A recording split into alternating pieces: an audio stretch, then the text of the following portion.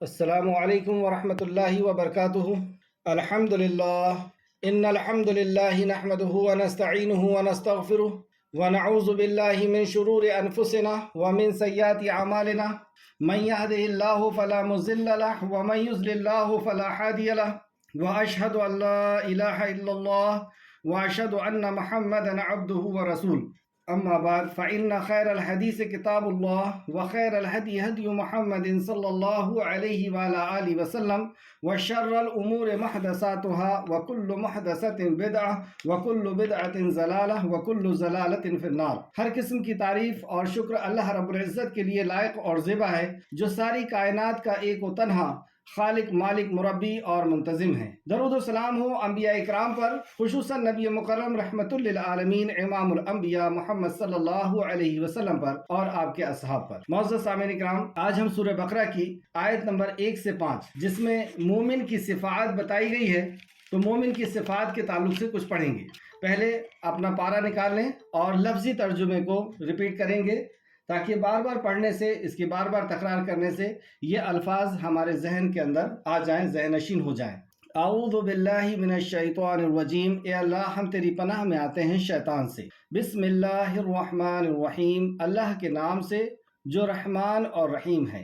الف لام میم، الف لام میم یہ حرف مقطعات ہیں جو الگ الگ پڑھے جاتے ہیں، جس کی میننگ صرف اللہ رب العزت جانتا ہے۔ ذالک الکتاب لا ریب فیہ ھدی للمتقین، ذالک یہ الکتاب کتاب ہے، اور جیسے ہم عام بول چال میں بھی اس کو کتاب ہی کہتے ہیں، تو یہ کتاب عربی لفظ ہے۔ ذالک یہ کتاب ہے، لا نہیں، ریب یعنی شک، کوئی شک، فی اس میں، ہدا ہدایت ہے، للمتقین متقیوں کے لیے۔ ہم نے ہدایت مانگی تھی، اللہ رب العزت نے اس قرآن کو ہدایت کی شکل میں ہمیں عطا فرما دیا۔ الذین وہ جو یؤمنون ایمان لاتے ہیں، بالغیب غیب پر، تو ہدایت کسے ہے؟ متقیوں کو ہے، اور متقی کون ہے؟ الذین وہ جو یؤمنون ایمان لاتے ہیں، بالغیب غیب پر، تو غیب پر جو ایمان لاتا ہے وہ متقی ہے۔ اور متقی اور ایمان والے کی صفت کیا ہے؟ وَيُقِيمُونَ اور وہ قائم کرتے ہیں صلاۃ نماز کو، وَمِمَّا اور اس میں سے جو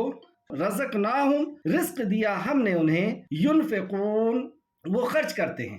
تو اللہ رب العزت نے جو رزق دیا ہے اس میں سے وہ خرچ کرتے ہیں، نماز پڑھتے ہیں۔ یعنی ایمان والے کی جو صفت ہے یا متقی کی جو صفت ہے وہ ایمان ہے، اور ایمان کے بعد وہ نماز قائم کرتے ہیں اور اللہ رب العزت کا دیا ہوا رزق اللہ کے راستے میں خرچ کرتے ہیں۔ والذین اور وہ جو یؤمنون ایمان لاتے ہیں، بما انزل اس پر جو نازل کیا گیا، الیک طرف آپ کے، وما اور جو انزل نازل کیا گیا، من قبل آپ سے پہلے، آپ کے اوپر جو نازل کیا گیا اور آپ سے پہلے جو نازل کیا گیا اس پر بھی ایمان رکھتے ہیں، ساری آسمانی کتابوں پر وہ ایمان رکھتے ہیں، اور آخرت پر ہم وہ یوقنون یقین رکھتے ہیں، آخرت پر یقین رکھتے ہیں۔ اولئک یہی لوگ ہیں، علی ھدی ہدایت پر، من ربہم اپنے رب کے طرف سے، واولئک اور یہی لوگ ہیں، ہم وہ مفلحون فلاح پانے والے۔ تو فلاح پانے والے لوگوں کی صفات اللہ رب العزت نے بتائی کہ وہ متقی ہوتے ہیں، وہ ایمان والے ہوتے ہیں، اور ایمان والوں کی پھر صفات بتائی۔ جیسے قرآن شروع ہوا سورہ بقرہ تو 1 سے 5 تک مومنوں کی صفات بتائی گئی، اور آیت نمبر 6 اور 7 میں کافروں کی صفت بتائی گئی، اور آیت نمبر 8 سے 20 تک یعنی 13 آیتوں میں منافق کی صفت بتائی گئی۔ کافر اور منافق ہم جانتے ہیں کہ یہ دونوں جہنم کا ایندھن ہیں، اور کافر تو اوپر رہیں گے جہنم میں، لیکن منافق جہنم میں سب سے نیچے رہیں گے، اور یہ منافق مسلمانوں کے بیچ میں ہوا کرتے ہیں۔ اور دنیا میں صرف یہ 3 قسم کے لوگ پائے جاتے ہیں، یا تو جنہوں نے ایمان لے آئے، یا وہ لوگ جنہوں نے انکار کر دیا، اور وہ لوگ جنہوں نے اقرار بھی نہیں کیا صحیح اور انکار بھی نہیں کیا صحیح، یعنی منافقت اختیار کی، ان کے زبان کچھ تھی اور عمل کچھ تھا۔ یہ 3 ہی قسم کے لوگ ہیں۔ تو ہمیں جاننا یہ ضروری ہے کہ ہم کیا ہیں اور ہم کیا ہیں، اسے ہم اپنی صفات سے ہی جان پائیں گے۔ اس کو جاننے کے لیے 3 سوالوں کا جاننا ہمارے لیے ضروری ہے۔ سب سے پہلا سوال نمبر 1، مکہ کے لوگ کس مذہب اور دھرم کو ماننے والے تھے جب رسول کریم صلی اللہ علیہ وسلم ان کے بیچ تشریف لائے، یا اس کے پہلے سے بھی؟ تو مکہ کے لوگ کس مذہب اور دھرم کے ماننے والے تھے؟ دوسرا سوال، خانہ کعبہ میں مکہ کے لوگوں نے کن کے بت رکھ دیے تھے؟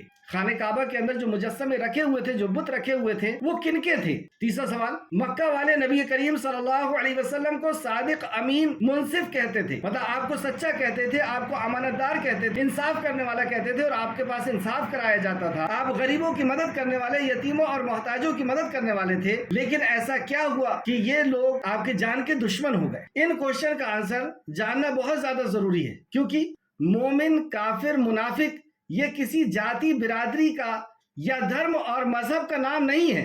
مومن، کافر، منافق یہ کسی جاتی، برادری، دھرم، مذہب کا نام نہیں ہے، یا یہ کسی دیش کے اندر رہنے والوں کا یا کسی ایریے کے اندر رہنے والوں کا نام نہیں ہے۔ مسلمان گھر میں پیدا ہونے سے کوئی مسلمان نہیں ہوتا، ہم نے بھی یہی سمجھ لیا ہے، کیونکہ ہم جس علاقے میں، جس جگہ میں رہ رہے ہیں تو وہاں ایسے ہی ہے کہ عیسائی گھر میں جو پیدا ہوا وہ عیسائی ہے، یہودی گھر میں جو پیدا ہوا وہ یہودی ہو جاتا ہے، سکھ میں جو پیدا ہوتا ہے وہ سکھ ہو جاتا ہے۔ لیکن مسلمان کے ساتھ ایسا نہیں ہے۔ مسلمان گھر میں اگر کوئی بچہ پیدا ہوا ہے، جب تک وہ شہادت نہیں دے گا، جب تک وہ شہادت نہیں دے گا، جب تک وہ شہادت کا علم حاصل نہیں کرے گا اور شہادت نہیں دے گا، جب تک وہ مومن نہیں ہو سکتا۔ تو مومن، منافق اور کافر ایک وچار دھارا کا نام ہے، اور وچار اور اس کے مطابق عمل کا نام ہے۔ سوچ یعنی عقیدہ، وچار یعنی عقیدہ، اور اس پہ عمل کا نام ہے منافق، کافر اور مومن۔ تو ہم کیا ہیں وہ ہماری سوچ اور عمل سے پتہ چلے گا، آپ اور میں کیا ہیں۔ اور یہ کلاس جو ہے وہ میرے لیے بھی ہے، اور میں اس کو اپنے لیے سب سے پہلے سمجھتا ہوں۔ تو اس پیمانے پر جو قرآن و حدیث کا پیمانہ ہے، اس پیمانے پر ہمیں اپنے آپ کو دیکھنا پڑے گا کہ ہم کیا ہیں، ہماری سوچ کیسی ہے اور ہمارے عمل کیسے ہیں، ہمارا عقیدہ کیسا ہے اور ہمارا عمل کیسا ہے۔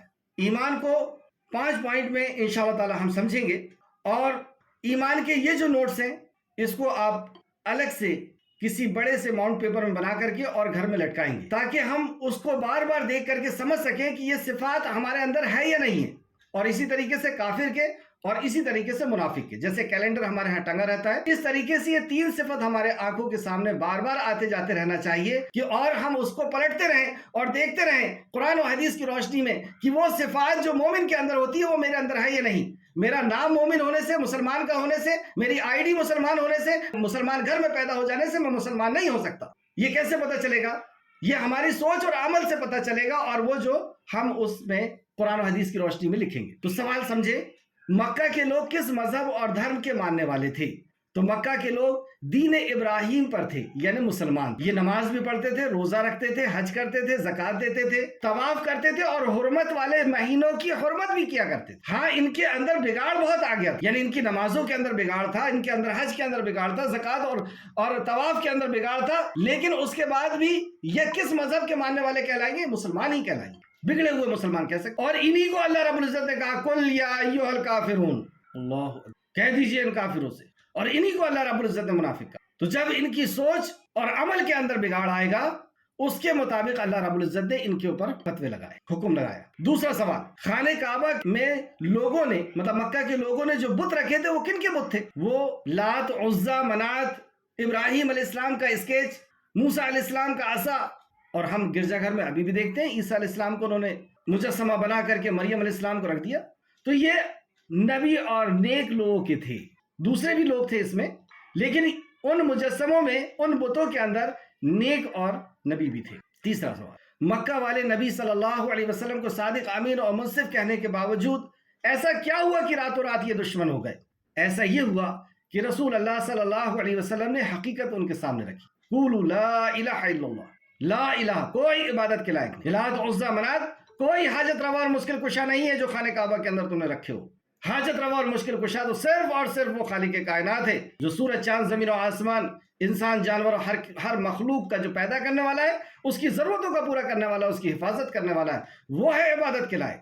بس یہی بات تھی کہ اختلاف پیدا ہوا۔ اب آئیں چلیں ہم دیکھتے ہیں کہ جب رسول کریم صلی اللہ علیہ وسلم نے قرآن مقدس کو سنانا شروع کیا تو لوگ 3 گروپ میں بٹ گئے۔ مکہ کے اندر 2 گروپ ہوئے، ایک ہوا انکار کرنے والوں کا اور ایک ہوا ایمان لانے والوں، انہی مسلمانوں کے بیچ میں سے، انہی دین ابراہیم کے ماننے والوں میں سے، انہی نماز، روزہ، حج اور زکوٰۃ کرنے والوں کے بیچ۔ ایک گروپ نے انکار کر دیا اللہ کے کلام کا کہ اس کو ہمیں سننا نہیں ہے، سمجھنا نہیں ہے، عمل نہیں کرنا ہے۔ رسول اللہ صلی اللہ علیہ وسلم کی اطاعت کا انکار کر دیا اور اللہ رب العزت کی وحدانیت کا انکار کیا۔ سب سے پہلے انکار کر دیا تو یہ انکار کرنے والا کہلایا۔ کل اس کی وضاحت ہوگی کہ کافر لفظ کا کیا مطلب۔ یعنی انکار کرنے والا، چھپانے والا، اور ایک وہ تھا جس نے یقین کیا اللہ کے کلام پر، نبی کے فرمان پر صلی اللہ علیہ وسلم، آپ کو صادق اور امین جانا۔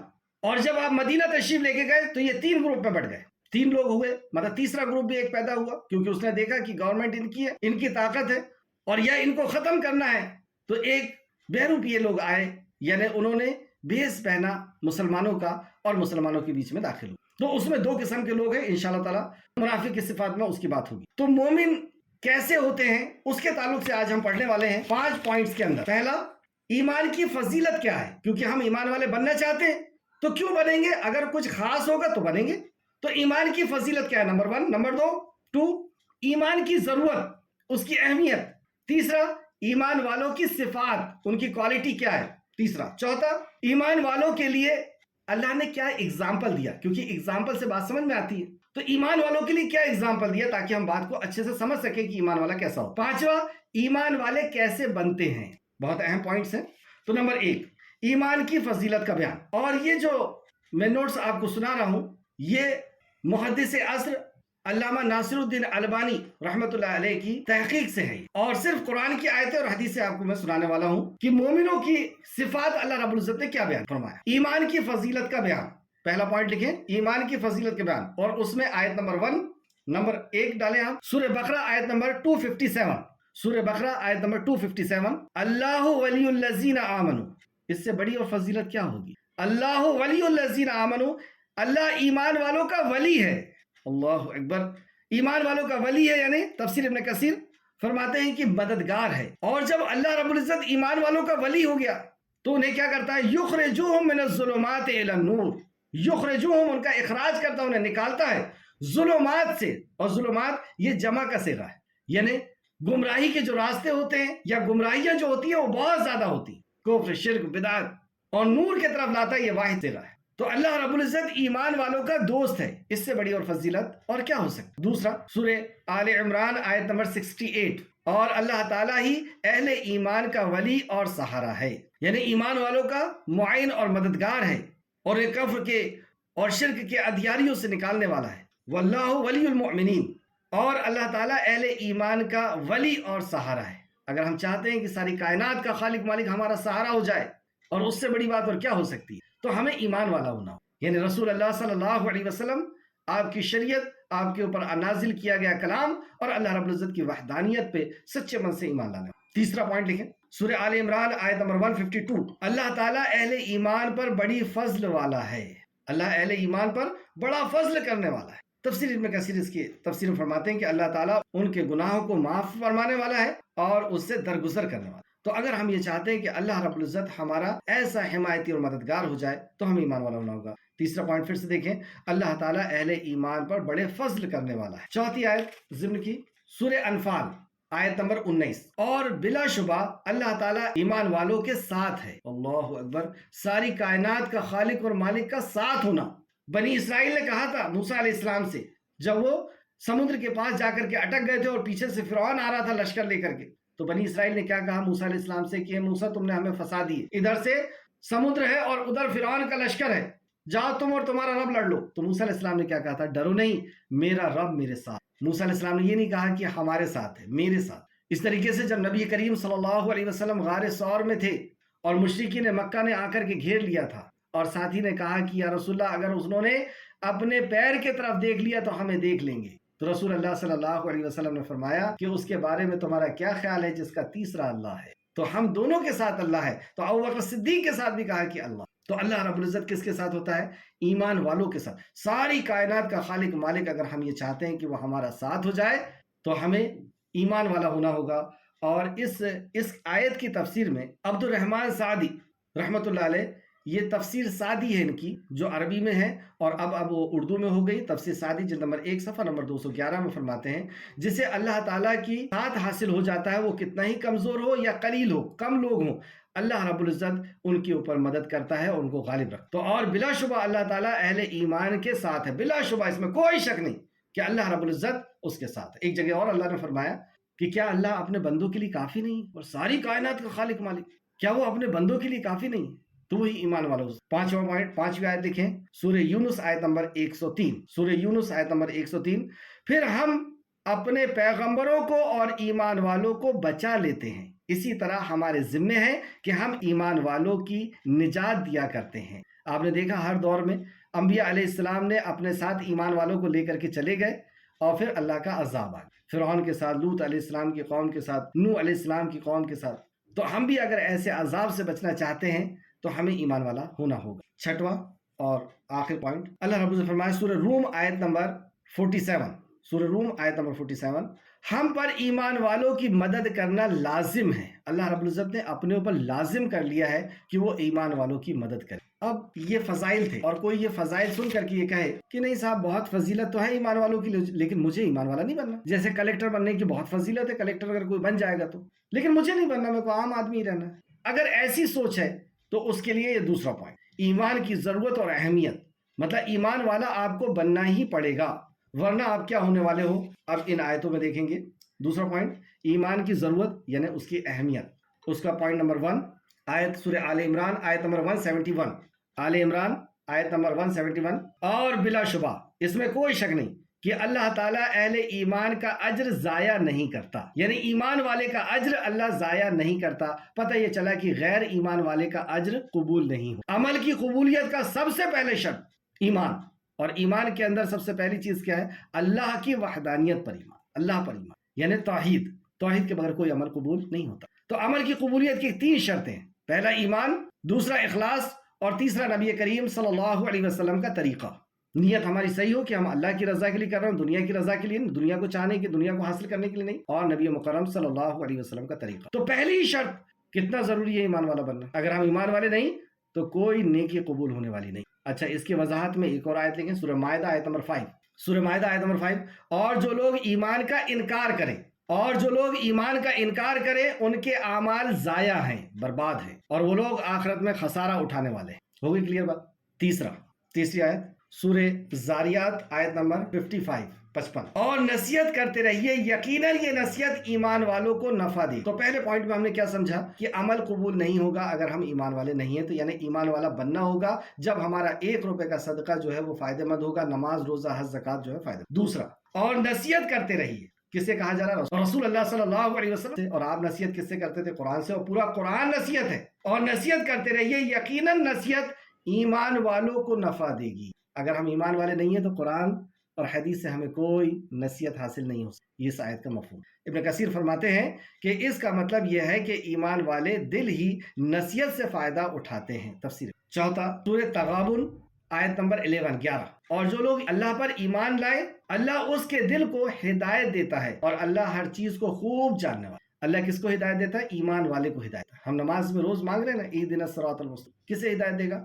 اللہ ایمان والے کو ہدایت دے گا۔ تو ہدایت بھی ہمیں نہیں مل سکتی اگر ہم نے ایمان نہیں لایا۔ پانچواں، اگر ہم ایمان والے نہیں ہیں تو پھر کیا ہے؟ 3 ہی قسم کے لوگ ہیں دنیا۔ مکہ میں 2 لوگ تھے اور مدینہ میں 3 ہو گئے۔ اگر ہم ایمان والے نہیں ہوئے تو یا تو ہم انکار کرنے والے ہوں گے، یا ہم منافقت والے ہوں گے کہ منہ پہ کچھ ہے اور عمل کچھ اور، دل میں کچھ اور، قول اور فعل میں تضاد، اسی کا نام نفاق ہے۔ چھٹواں، مسلم شریف کی حدیث، رسول اللہ صلی اللہ علیہ وسلم نے فرمایا، تم جنت میں اس وقت تک داخل نہیں ہو سکتے جب تک ایمان والے نہ بن جاؤ۔ تو جب تک ایمان والے نہیں رہیں گے، ناقص داخلہ بھی نہیں ہے جنت۔ 2 قسم کے داخلے نا، ناقص اور کامل، تو ناقص داخلہ بھی حاصل نہیں ہونے والا۔ مسلم شریف حدیث نمبر 54، مسلم شریف حدیث نمبر 54۔ 2 پوائنٹ ہوئے۔ تیسرا، ایمان والوں کی صفت۔ اب ہمیں دیکھنا ہے کہ ہم ایمان والے ہیں یا نہیں۔ یہ کیسے پتہ چلے گا؟ ہماری صفات، ہماری کوالٹی سے پتہ چلے، وہ چیزیں ہمارے اندر ہیں۔ جیسے ایک ایگزامپل میں آپ کو دیتا ہوں، حالانکہ ایگزامپل ٹھیک نہیں ہے لیکن سمجھنے کے اعتبار سے، کوئی شخص آ کر کے یہ کہے کہ میں شرابی ہوں، میں نے خوب شراب پی رکھی، لیکن اس کے اندر وہ صفات نظر نہیں آ رہی جو شرابی کے اندر ہو، تو آپ کیا کہیں گے؟ جھوٹ کہہ رہا ہوں۔ یعنی شراب جیسی گندی چیز جب جسم کے اندر جاتی ہے، حرام چیز جب جسم کے اندر جاتی ہے، تو اس کی زبان بھی گواہی دیتی ہے، اس کی آنکھیں گواہی دیتی ہے، اس کی چال گواہی دیتی ہے، اس کی ہر چیز گواہی۔ جب گندی چیز دل کے اندر جا رہی ہے، دماغ کے اندر جا رہی ہے، پیٹ کے اندر جا رہی ہے، جسم کے اندر جا رہی ہے، تو زبان بھی لڑکھا رہی ہے، آنکھیں بھی چڑھ چکی ہیں، چہرہ بدل چکا ہے، چال تک بدل۔ جب سب سے قیمتی چیز خالق کائنات کا یقین، آخرت کا یقین، رسول کریم صلی اللہ علیہ وسلم کا یقین، قرآن کا یقین، جب یہ دل کے اندر جائے گا، یہ جب ہمارے جسم کے اندر جائے گا، تو ہر اعضا بولیں گے، اور ہر اعضا ہماری صفت بیان کریں گے، ہاں یہ صفت ہے، اور وہ صفت قرآن کی روشنی میں سنیں، پھر احادیث کی روشنی میں بتاؤں گا۔ نمبر 1 اس کو کچھ پوائنٹ کی شکل میں لکھیں گے، اہل ایمان کی صفات کا بیان۔ نمبر 1، اہل ایمان شک نہیں کرتا، اپنے ایمان میں شک نہ کرنا، اپنے ایمان میں شک نہ کرنا۔ اس کی آیت نمبر 1 سورہ حجرات آیت نمبر 15، سورہ حجرات آیت نمبر 15، اللہ رب العزت فرماتا ہے انما المؤمنین الذین آمنوا باللہ ورسولہ، ایماندار تو وہ ہے، ایماندار تو صرف وہ ہے۔ ہم نے تو کسی کو بھی ایمان والا سمجھ لیا، جس کے پاس آئی ڈی ہم نے اس کو ایمان والا، جس نے داڑھی کرتا پیجامہ پہن لیا وہ ہم نے اس کو ایمان والا سمجھ، مکہ کا تو یہ ڈریس کوڈ تھا۔ تو ایماندار صرف وہ ہے جو اللہ اور اس کے رسول پر ایمان لائے، اور ایمان کیا ہوتا ہے وہ میں کل بتا چکا ہوں۔ پھر شک و شبہ نہ کرے، اللہ اللہ ہے، اس کی وحدانیت پر ایمان، اس کے رحمان رحیم و کریم اور اس کے رزاق ہونے پر عزت اور ذلت اس کے اختیار میں ہے۔ جب اللہ پر اس نے ایمان لا لیا اب اس کو شک نہیں، رسول اللہ صلی اللہ علیہ وسلم پر ایمان لا لیا، آپ کی احادیث آپ کی بات پر اسے کوئی شک، ایمان والے کے اندر یہ کوالٹی ہوتی۔ تو ہمیں چاہیے کہ ہم یقین کی دعا مانگیں، ایمان کی دعا۔ دوسرا، صرف اللہ تعالیٰ سے ڈرنا، ایمان والے کی صفت کیا ہوتی ہے؟ صرف اللہ تعالیٰ سے ڈر، اللہ رب العزت سے ڈر۔ سورہ توبہ آیت نمبر 13، سورہ توبہ آیت نمبر 13، کیا تم ان سے ڈرتے ہو؟ ان سے کون ہے؟ یعنی ایمان والوں کے علاوہ کیا تم ان سے ڈرتے ہو؟ بس اللہ تعالیٰ سب سے زیادہ حق رکھتا ہے کہ تم اس سے ڈرو، کیونکہ وہی عزت و ذلت دے سکتا ہے، وہی رزق چھین سکتا ہے، وہی زندگی اور موت دے سکتا ہے، وہی بیمار اور اچھا کر سکتا ہے، وہ حق رکھتا ہے کہ تم اس سے ڈرو۔ اور آگے اللہ نے فرمایا اگر تم ایمان والے ہو، یہ شرط لگا دی کہ اگر تم ایمان والے ہو تو اللہ رب العزت ہی سے ڈرنا۔ ہم دیکھتے ہیں کہ اکثر نیک عمل سے انکار انسان کیوں کرتا ہے، گناہ کیوں کرتا ہے؟ کسی کے ڈر کی وجہ سے۔ تیسرا پوائنٹ، دین کو اللہ کے لیے خالص رکھنا۔ دین کس کو کہتے ہیں؟ زندگی گزارنے کا طریقہ جو آسمان سے آیا اسے دین، جو اللہ کی طرف سے آیا ہے۔ تو تیسرا پوائنٹ، دین کو اللہ کے لیے خالص یعنی پیور رکھنا۔ سورہ نساء آیت نمبر 146، ہاں جو توبہ کر لیں۔ اب دیکھیے ایمان والا کیسے بنتے ہیں وہ بھی اس آیت میں بتایا گیا۔ ہاں جو توبہ کر لیں، کس چیز سے توبہ؟ جو وہ شرک کر رہے تھے، بدعات کر رہے تھے، نافرمانی کر رہے تھے، اللہ کے کلام سے دور تھے، نبی کے فرمان سے اور اطاعت اور فرمانبرداری سے دور تھے، شرک و بدعت میں ڈوبے ہوئے تھے، تو جو توبہ کر لیں اور اپنی اصلاح کر لیں۔ یہ اصلاح کیسی ہوتی ہے آگے دیکھیں گے۔ اور اللہ تعالیٰ پر کامل یقین رکھیں، یہ ہے اصلاح، اللہ تعالیٰ پر کامل یقین رکھیں اور اپنے دین کو اللہ کے لیے خالص کر، اپنے دین کو یعنی زندگی گزارنے کے طریقے کو اللہ کے لیے، اللہ کے دین کے لیے خالص کر لیں، یعنی ان کا تجارت بزنس اللہ کے بتائے ہوئے طریقے پر ہوگا، ان کا لین دین، ان کی رشتہ داری، ان کے پڑوسی سے تعلقات، ان کے ماں باپ سے تعلقات، ان کا معاشرے کے اندر رہنا سہنا، ان کی موت میت، ان کے نکاح، یہ سب زندگی گزارنے کا طریقہ وہ اللہ رب العزت کو پیور کر لیتے۔ ایسا نہیں ملاوٹ والا نہیں چلے گا اللہ کہ تھوڑے سے یہودی ہیں، تھوڑے سے نصرانی ہیں، تھوڑے سے مجوسی ہیں اور پھر کبھی کبھی مسلمان ہو گئے، جب کوئی مر گیا تو مسلمان ہو گئے اور نکاح کا وقت آیا تو نکاح کرانے کے لیے مولوی کو بلا لو اور اس کے بعد پھر ڈی جے، اور اپنے دین کو اللہ کے لیے خالص کر لیں، یعنی زندگی گزارنے کا طریقہ پیور۔ آپ کے گھر کے سامنے کوئی دودھ دینے والا آیا اور اس میں وہ پانی ملا کر کے دے گا تو کیا آپ لے لیں گے؟ نہیں۔ تو ہم نے یہ کیسے سمجھ لیا کہ اللہ رب العزت جنت میں ہمیں ایسی لے لے گا ملاوٹ والا مسلمان، دین کو خالص کر لے؟ تو یہ لوگ مومنوں کے ساتھ ہیں۔ اب یہ مومنوں کے ساتھ ہے، پھر سے سنیے، ہاں جو توبہ کر لیں اور اصلاح کر لیں اور اللہ تعالیٰ پر کامل یقین رکھیں اور اپنے دین کو اللہ کے لیے خاص کر لیں تو یہ لوگ مومنوں کے ساتھ ہیں اور اللہ تعالیٰ مومنوں کو بہت بڑا اجر عطا فرمائے۔ چوتھا پوائنٹ، اللہ کا ذکر سن کر کے یہ لوگ ڈر جاتے ہیں۔ مومن اللہ کا ذکر سنتا ہے تو ڈر جاتا ہے۔ سورہ انفال آیت نمبر 2 سے 4، ایمان والے تو ایسے ہوتے ہیں۔ اب سنیے آپ، ہم نے تو کچھ اور سمجھا ہوا ہے، اللہ بتا رہا ہے ایمان والے تو ایسے ہوتے ہیں کہ جب اللہ کا ذکر آتا ہے تو ان کے دل ڈر جاتے ہیں۔ ذکر کیسے آتا ہے اللہ کا؟ وہ خفیہ، اللہ رب العزت نے جو انسان کا ضمیر بنایا ہے وہ اسے خبر دیتا ہے کہ یہ چوری ہے رک جا، یہ جھوٹ ہے رک جا۔ یوسف علیہ السلام ملکہ مصر نے دروازوں کو لگا دیا، ذکر آیا دھیان میں، ڈر گئے، کہا کہ میں ہلاک ہو جاؤں گا۔ کیا ہمارے ساتھ ایسا ہوتا ہے؟ ہم بھی جب کوئی گناہ کرنے جاتے ہیں تو ذکر آتا ہے اللہ رب العزت کا۔ یہ ایک زبردست اللہ رب العزت کی طرف سے یہ نظام ہے کہ جب کوئی بندہ گناہ کرنے کے بارے میں سوچتا ہے تو اسے اندر سے آواز آتی ہے یہ غلط ہے، اور ایک شیطان وسوسہ کرتا ہے کر لے اس کو، اور وہ اسے شبز باغ دکھاتا ہے۔ تو سنیں آیت کو، ایمان والے تو ایسے ہوتے ہیں کہ جب اللہ تعالیٰ کا ذکر آتا ہے تو ان کے دل ڈر جاتے ہیں، اور جب اللہ کی آیتیں ان کو پڑھ کر سنائی جاتی ہے تو وہ ان کے ایمان کو اور زیادہ کر دیتے ہیں، مطلب وہ اللہ کی آیتوں کو سن کر کے ان کا ایمان بڑھتا ہے، سبحان اللہ، اور وہ لوگ اپنے رب پر توکل رکھتے ہیں۔ 3 صفت، پہلے اللہ کا ذکر آتا ہے ڈر جاتے ہیں، رک جاتے ہیں، اور اللہ کی آیتیں جب آتی ہیں تو ان کا ایمان کو بڑھاتی ہے۔ تو ایمان کس سے بڑھتا ہے؟ اس سے پتہ چلا کہ ایمان ایک کنڈیشن میں نہیں رہتا، کبھی بڑھتا ہے کبھی گھٹتا ہے۔ فرشتوں کا ایمان ایک جیسا رہتا ہے، انبیاء کا ایمان ہمیشہ بڑھتا ہے، لیکن ہم لوگوں کا ایمان گھٹتا اور بڑھتا ہے۔ تو ہمارا ایمان کیسے بڑھے گا؟ اللہ کے کلام کو سن کر کے۔ اور بھی ذرائع ہیں، اور وہ لوگ اپنے رب پر توکل رکھتے ہیں، پورا یقین اللہ رب العزت کی ذات پر، مخلوق پر یقین نہیں کہ فلاں دھاگے سے اور فلاں کئی چیزیں انسان نے بنا رکھا، اور نماز کی پابندی کرتے ہیں۔ اب آئی نماز کی، اور جو کچھ ہم نے ان کو دیا ہے اس میں سے خرچ کرتے ہیں، جو کچھ اللہ رب العزت نے دیا ہے، یعنی کان، آنکھ، دل، دماغ، پیسہ، یہ اللہ رب العزت کے راستے میں خرچ کر۔ دیکھ لیں آپ، صحابہ نے سب کچھ خرچ کیا۔ یہی لوگ سچے ایمان والے ہیں، مطلب جھوٹا ایمان والا بھی ہوتا ہے، ہاں جھوٹا بھی ہوتا ہے۔ یہ لوگ سچے ایمان والے، ان کے لیے ان کے رب کے پاس بڑے درجے ہیں، درجے والی جنت ان کو ملے گی، مغفرت اور عزت کی روزی ہے، مطلب ان کے گناہوں کو معاف کیا جائے گا مومنوں کے، اس سے بڑی فضیلت اور کیا؟ اور ان کے لیے عزت کی روزی ہے، یعنی جنت ہے۔ پانچواں پوائنٹ، اللہ اور رسول کی اطاعت کرنا۔ مومنوں کی صفت کیا ہے؟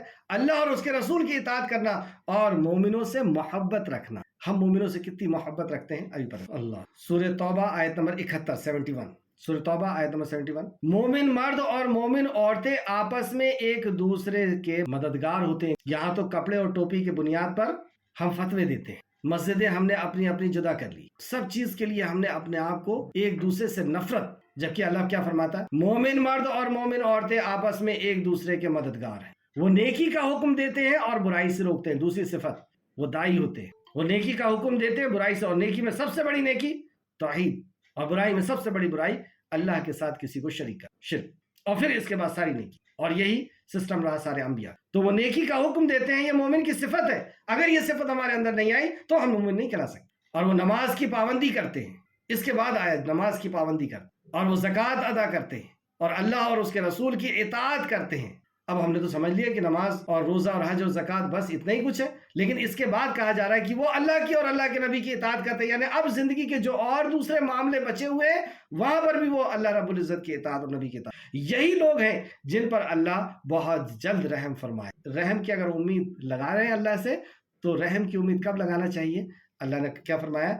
یہی لوگ ہیں جن پر اللہ تعالیٰ بہت جلد رحم فرمائے گا، بے شک اللہ غلبے والا اور حکمت والا۔ یہاں پہ دو صفت آئی اللہ رب، عزیز الحکیم، کہ اللہ غلبے والا ہے اور حکمت والا، یعنی آج جو غلبہ ہے وہ بھی اللہ کے اختیار میں ہے، اور پہلے جو تمہیں دیا گیا تھا وہ بھی اللہ کے اختیار۔ لیکن یہ کیوں ختم ہو گیا اور کیسے ملے گا؟ اگر آیت پہ پھر سے غور کریں تو پتہ یہ چلے گا کہ یہ صفت آئی، مومن مرد اور مومن عورتیں آپس میں ایک دوسرے کے دوست ہوتے ہیں، مددگار ہوتے ہیں، یعنی ان کے اندر اتحاد اور اتفاق ہوتا ہے۔ یہ اتحاد اور اتفاق ختم ہو گیا، غلبہ ختم ہو گیا۔ یہ عذاب کی ایک شکل ہے، امت محمدیہ فرقوں میں بٹ جانا اور ایک دوسرے سے نفرت کرنا، ایک دوسرے کے اوپر فتوے دینا، نکاح کے لیے اور قبرستان الگ کر لینا۔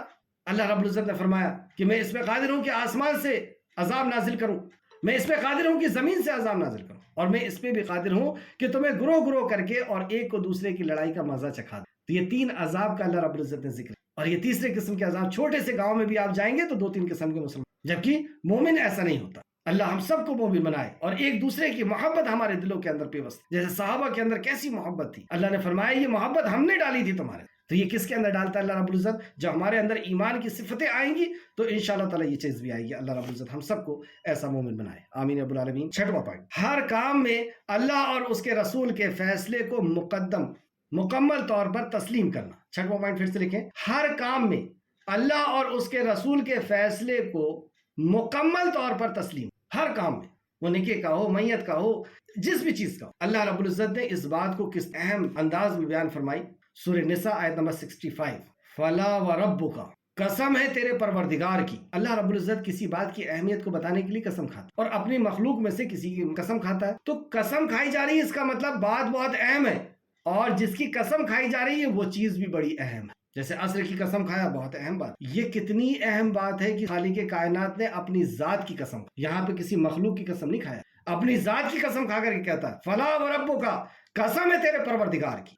یہ مومن نہیں ہو سکتے، یہ کتنا ہی اپنے آپ کو چیخ چلا لے، کتنی ہی آئی ڈی بنا لے، کتنا ہی مسلمان کے گھر میں اور حاجی کے گھر میں پیدا ہو جائے، نمازی کے گھر میں پیدا ہو جائے، قسم ہے تیرے پروردگار کی، کوئی شخص اس وقت تک مومن نہیں ہو سکتا جب تک کہ وہ تمام آپس کے اختلاف میں، تمام آپس کے اختلاف، یہ دو لوگ رسول اللہ صلی اللہ علیہ وسلم سے اختلاف لے کر کے پہنچے۔ ایک کہتا تھا کہ پہلے میرا کھیت پانی پیے گا، اور دوسرا کہتا تھا کہ پہلے میرا کھیت پانی پیے گا، اور رسول اللہ صلی اللہ علیہ وسلم نے فیصلہ کر دیا کہ پہلا فلاں کا کھیت پانی پیے گا، لیکن اس کے دل کو تسلی نہیں ہوئی۔ اللہ رب العزت نے آیت نازل فرمائی، قسم ہے تیرے پروردگار کی، وہ شخص مومن نہیں ہو سکتا جو محمد صلی اللہ علیہ وسلم کے فیصلے کو آخری فیصلہ نہ تسلیم کر لے اور دل کے اندر کوئی کجی اور کمی بھی نہ، مطلب دل کی خوشی کے ساتھ کہ رسول اللہ کی حدیث آئی اور اس کو اس نے تسلیم کر لیا، اسے قبول کر لیا۔ رسول اللہ کا فیصلہ کیا ہے؟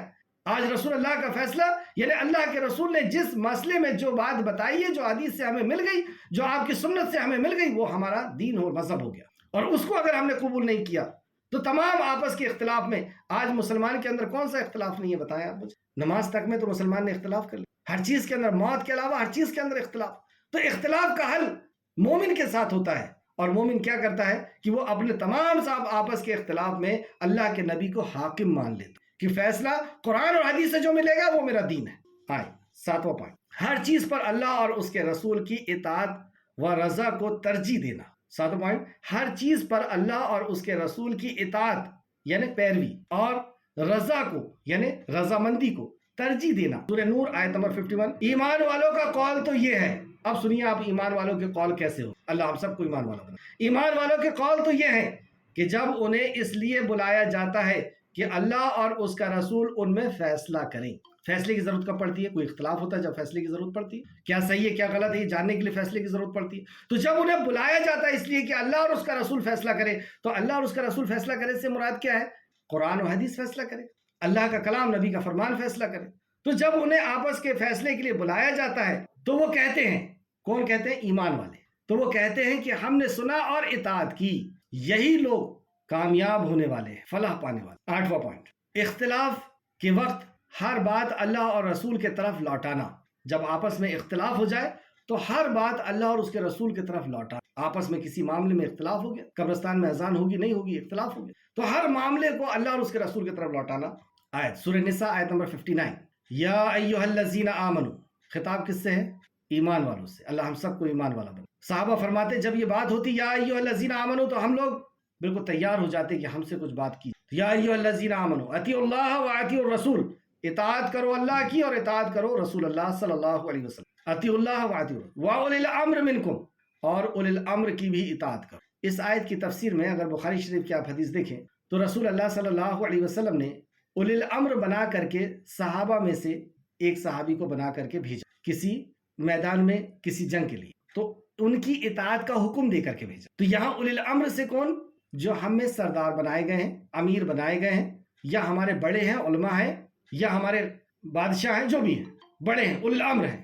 تو یا ایھا الذین آمنوا، اے وہ لوگوں جو ایمان لائے، اطیعوا اللہ واطیعوا الرسول واولی الامر منکم، اللہ کی اطاعت کرو، اللہ کے نبی کی اور اولی الامر کی اطاعت کرو۔ فإن تنازعتم، اور اگر کسی معاملے میں تنازع ہو جائے، اختلاف ہو جائے، یعنی اولی الامر نے کوئی بات کہی اور وہ قرآن حدیث سے ٹکرا گئی، اب کیا کریں؟ کیا ابھی بھی اطاعت کریں؟ اللہ رب العزت نے فرمایا فردوہ الی اللہ ورسولہ، لوٹا دو اسے اللہ اور اس کے رسول کی طرف، اللہ کے کلام کی طرف اور نبی کے فرمان کی طرف۔ یعنی دنیا کا کوئی کتنا ہی بڑا ہو، اللہ کے کلام سے جس کی بات ٹکرائے گی، اللہ کے رسول صلی اللہ علیہ وسلم کی بات سے کسی کی بات ٹکرائے گی، اس بات کو چھوڑ دیا جائے گا اگر وہ ایمان والا۔ تو اللہ کی اطاعت کرنے کا حکم دیا، نبی اولی الامر کی اطاعت کرنے کا حکم دیا، اور پھر کسی معاملے میں اختلاف ہو گیا یعنی ان کی بات قرآن حدیث سے ٹکرا گئی تو فردوہ الی اللہ ورسولہ، تو لوٹا دو اللہ اور اس کے رسول کی طرف۔ ان کنتم تؤمنون باللہ والیوم الآخر، اگر ہو تم اللہ پر ایمان رکھنے والے اور آخرت پر ایمان رکھنے والے تو تمہیں یہی کرنا، اور اس کا انجام کیا ہوگا؟ ذالک خیر واحسن تعویل، تو یہ بہت بہتر ہے اور با اعتبار انجام بہت اچھا ہے۔ کیا انجام اچھا ہوگا اس سے؟ کہ جتنے بھی اختلاف ہیں ان سب کو ختم کر کے ہم اللہ کے کلام اور نبی کے فرمان کے اوپر اگر آ جائیں گے تو اتحاد اور اتفاق ہو جائے، اور یہی ایک راستہ ہے اتحاد اور اتفاق، جو اسلام کی شان۔ جب کوئی اسلام میں آتا ہے 5 وقت کی نماز وقت کے پابندی کے ساتھ جماعت کے ساتھ یہ درس دیتی ہے کہ اسلام اتفاق کو، اتحاد کو چاہتا ہے، اجتماعیت کو چاہتا ہے، یونٹی کو چاہتا ہے، یونٹی۔ جمعہ، حج، یہ سب کس چیز کا اعلان ہے، اور بغیر اس کے یہ نہیں ہو سکتا۔ 9واں پوائنٹ، سورہ مجادلہ آیت نمبر 22، سورہ مجادلہ آیت نمبر 22۔ آپ اللہ تعالیٰ اور قیامت کے دن پر ایمان رکھنے والوں کو اللہ اور اس کے رسول کی مخالفت کرنے والوں سے محبت رکھتے ہوئے ہرگز نہیں پائے۔ ایسا ہرگز نہیں ہو سکتا کہ کوئی ایمان والا، پھر سے آیت سنیں، آپ اللہ تعالیٰ اور قیامت کے دن پر ایمان رکھنے والوں کو اللہ اور اس کے رسول کہ مخالفت کرنے والے، وہاں پہ کون تھے مخالفت کرنے والے؟ ہے نا، نظریں ہمارے سامنے. تو مخالفت کرنے والوں سے محبت کرتے ہوئے ہرگز نہیں پائیں. دلی محبت، دلی دوستی، راز کی بات شیئر کرنا، وقت گزارنا، لحاظ کرنا، یہ نہیں پائیں گے. گویا کہ وہ ان کے باپ ہوں یا ان کے بیٹے ہوں یا ان کے بھائی ہوں یا ان کے کنبے قبیلے کے ہی لوگ کیوں نہ ہوں، یہ ان سے محبت. اور یہ لوگ ہیں جن کے دلوں میں اللہ تعالیٰ نے ایمان کو لکھ دیا ہے. یہ لوگ ہیں جن کے دلوں میں اللہ رب العزت نے ایمان کو لکھ دیا ہے، یہ صفت ہے ایمان والا. اور جن کی تائید اپنی روح یعنی نصرت خاص سے فرمائی ہے، اور جنہیں ان جنتوں میں داخل فرمائے گا جن کے نیچے نہریں بہتی ہیں، جہاں یہ ہمیشہ رہنے والے ہیں. اللہ ان سے راضی ہو گیا اور وہ اللہ سے راضی ہو. اور خبردار ہو جاؤ، یہ اللہ کا لشکر ہے اور یقیناً اللہ کا لشکر ہی کامیاب ہونے والا.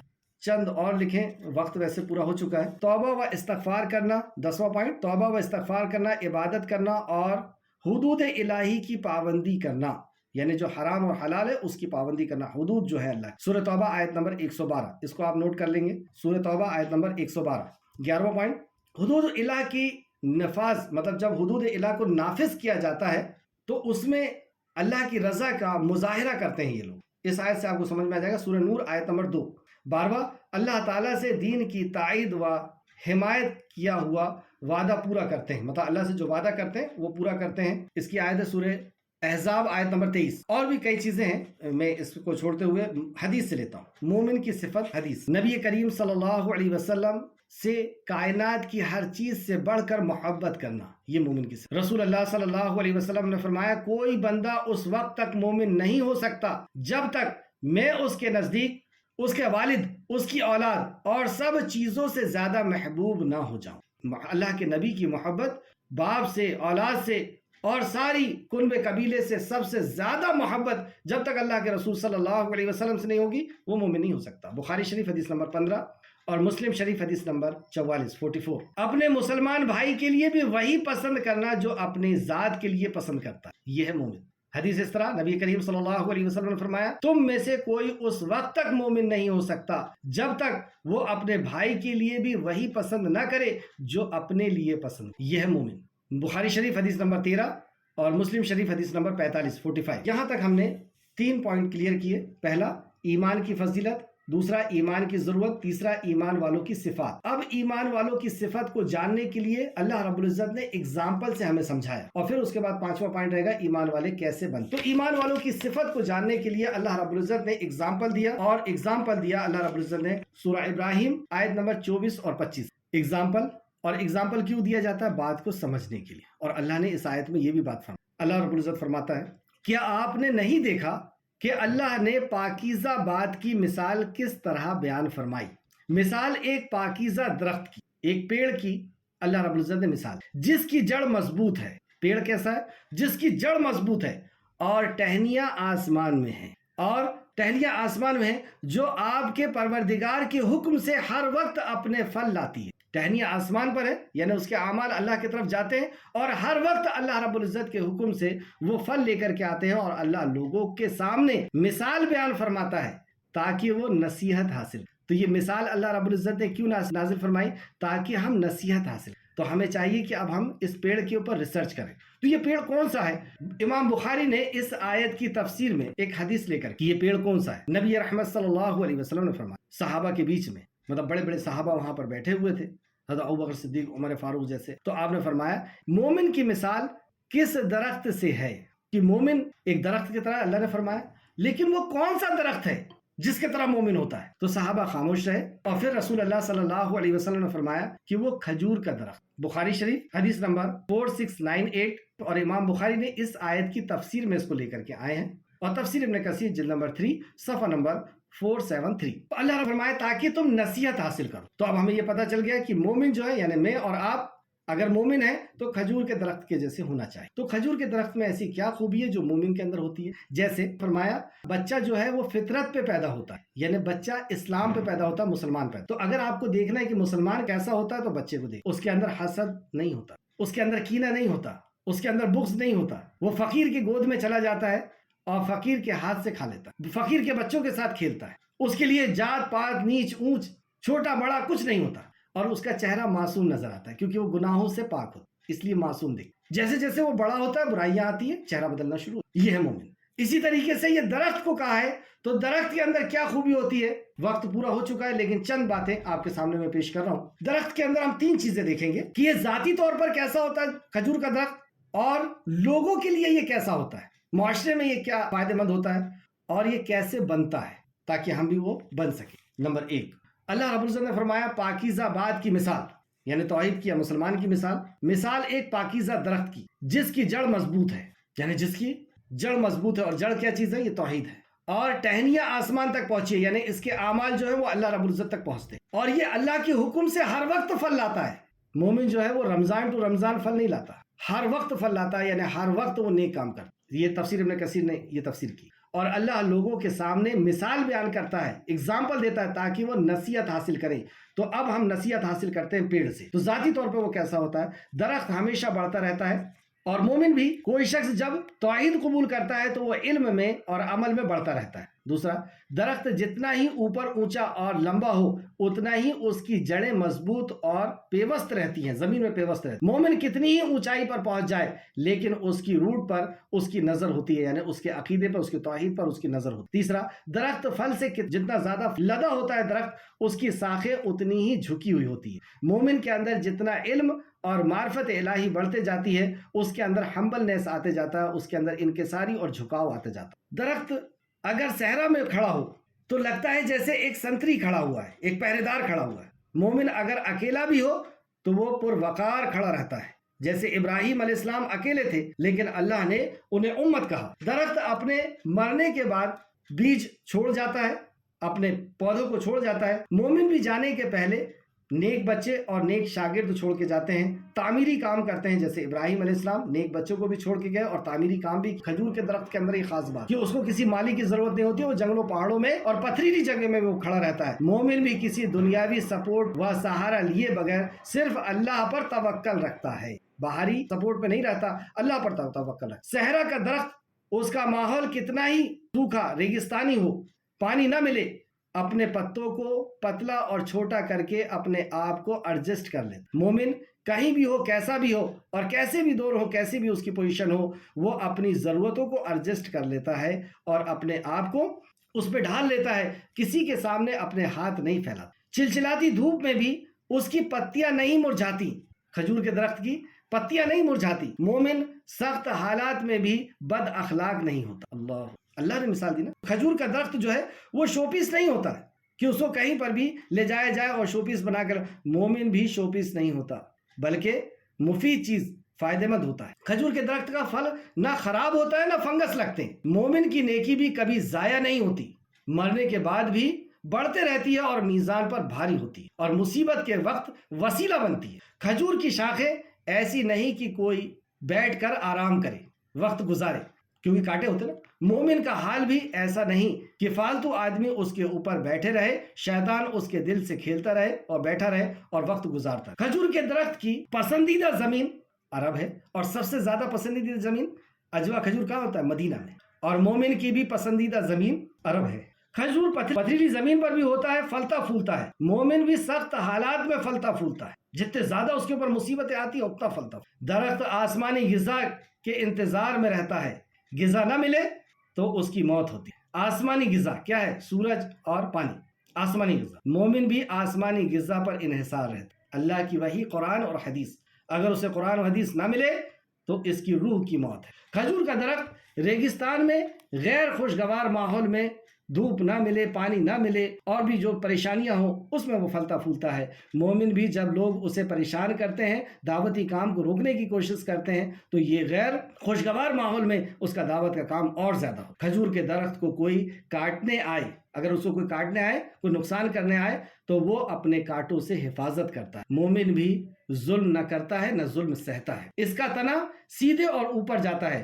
مومن بھی صراط مستقیم پر ہوتا ہے۔ کھجور کے درخت کی جڑیں سیدھے نیچے جاتی ہے، مطلب آس پاس والوں کو ڈسٹرب نہیں کرتی، اور مومن بھی کسی دوسرے کو ڈسٹرب نہیں کرتا۔ یہ ذاتی طور پہ اس کے اندر خوبی بتائی گئی۔ اب لوگوں کے لیے اس کی کیا خوبی ہے، یا اس کی پیدائش کا مقصد کیا ہے، اور مومن کی پیدائش کا کیا مقصد؟ لوگوں کے لیے یہ درخت کیسا ہوتا؟ درخت ایٹماسفیئر، ماحول، واتاورن میں گیسیں جیسے CO2 कार्बन डाइऑक्साइड और भी दूसरी गैसें, बुरी गैसें लेता है और ऑक्सीजन देता है। ये उसकी पैदाइश का मकसद है। और ये अपनी पैदाइश के मकसद को जब भूल जाता है यानी सूख जाता है तो अल्लाह रब्बुल इज्जत इसमें दिमाग लगा देता है और इसको सफाए हस्ती से मिटा देता है। मोमिन की पैदाइश का मकसद कुंतुम खैरा उम्मतिन उखरिजत लिन्नास तअमुरूना बिल मारूफ व तनहौना अनिल मुनकर व तु'मिनूना बिल्लाह। मोमिन की पैदाइश का मकसद भी माशरे से बुराई को लेना और अच्छाई को फैलाना। यानी ये बुराई बातों को सुनता है, कड़वी कसेली बातें सुनता है, कोई कुछ कह रहा है, कोई कुछ कह रहा है, लेकिन ये तामरून बिल मारूफ और तनहौना अनिल मुनकर करता है। ये इसकी पैदाइश का मकसद है। सूरह नंबर 3 आयत नंबर 110 के अंदर फरमाया गया। सूरह नंबर 3 आयत नंबर 110, कुंतुम खैरा उम्मतिन उखरिजत लिन्नास, तुम्हें निकाला गया, इखराज किया गया है लिन्नास, लोगों के लिए।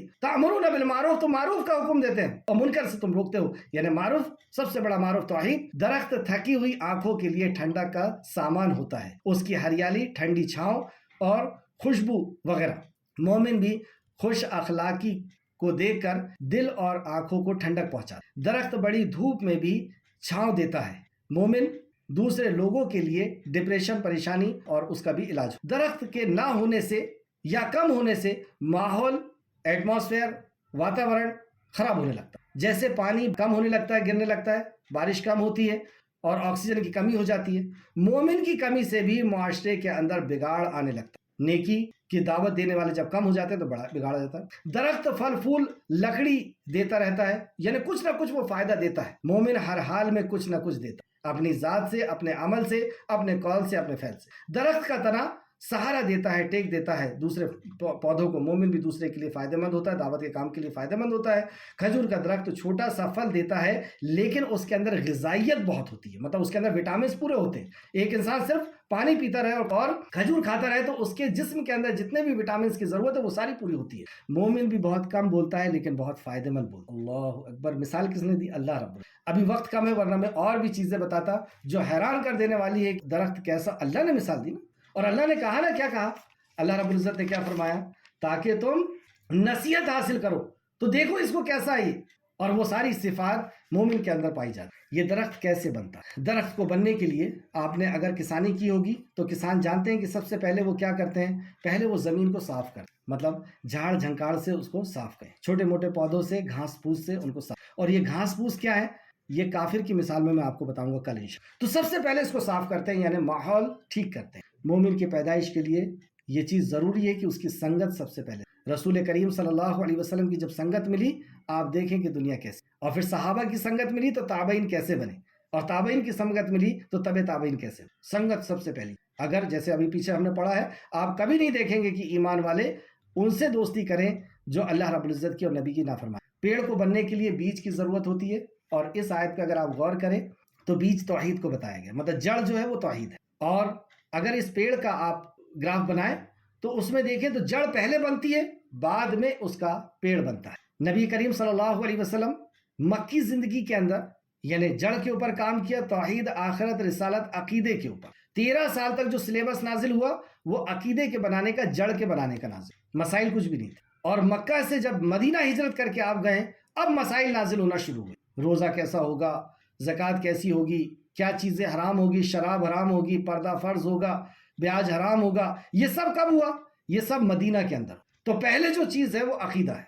अगर हमारा अल्लाह पर यकीन, आखिरत पर यकीन, नबी मुकर्रम सल्लल्लाहु अलैहि वसल्लम के ऊपर यकीन, आपकी बातों पर यकीन और कुरान पर यकीन अगर होगा तो ये है हमारा अकीदा। और जब अकीदा मजबूत होता है तो आप देखें कितने ही आंधी और तूफान आए, पेड़ गिरता नहीं है, क्योंकि उसकी जड़ मजबूत है। और अगर जड़ मजबूत नहीं है तो जरा सी भी तकलीफ और परेशानी आएगी और आप इस्लाम को छोड़ देंगे, क्लास को छोड़ देंगे, कुरान को छोड़ देंगे, नमाजों को छोड़ देंगे। क्यों? क्योंकि अकीदा मजबूत। अगर किसी के नमाज में, रोजे में, हज में और ज़कात में कमी है, इसका मतलब क्या है? अगर किसी पेड़ के पत्ते कमजोर हो रहे हैं, फल कमजोर हो रहे हैं, फूल कमजोर हो रहे हैं, इसका मतलब यह है कि उसकी जड़ कमजोर हो गई, उसकी जड़ खराब हो। तो हमें कहाँ काम करना होगा? अकीदे पे काम करना होगा। अगर किसी की नमाज, रोजा, हज, ज़कात, तो नबी मुकर्रम ने पहले जड़ के ऊपर काम किया, तौहीद के ऊपर काम किया, और उसके बाद फिर सारे मसाइल नाजिल हुए और ईमान वालों के लिए मसले का हुक्म दिया गया। या अय्युहल्लज़ीना आमनू कह के अल्लाह ने खिताब। ये बीज है उसका, तौहीद। और ये बीज कैसे निकलता है? जमीन को फाड़ करके। इसको सूरज की रोशनी मिलती है और पानी मिलता है, और सूरज की रोशनी और पानी को ये जज्ब करता है, अपने अंदर ले लेता है, और फिर उससे इसके पौधा बनता है, इसका फूल, पत्तियां बनती है। ये है आसमानी ग़िज़ा। अल्लाह रब्बुल इज़्ज़त ने क्या नाजिल किया था? قرآن نازل کیا، آسمانی غذا تھی، اور اس کو حدیث سے سمجھایا، اور قرآن و حدیث نبی کریم صلی اللہ علیہ وسلم نے صحابہ کو سنایا، بس ان کے اندر جان پیدا ہونا. یہ روح کہا اللہ رب العزت نے کہ قرآن روح ہے. جیسے یہ سنانا شروع کیا قرآن، صحابہ کی زندگی کے اندر انقلاب آنا شروع ہو گیا، اور قرآن کو حدیث کے ساتھ.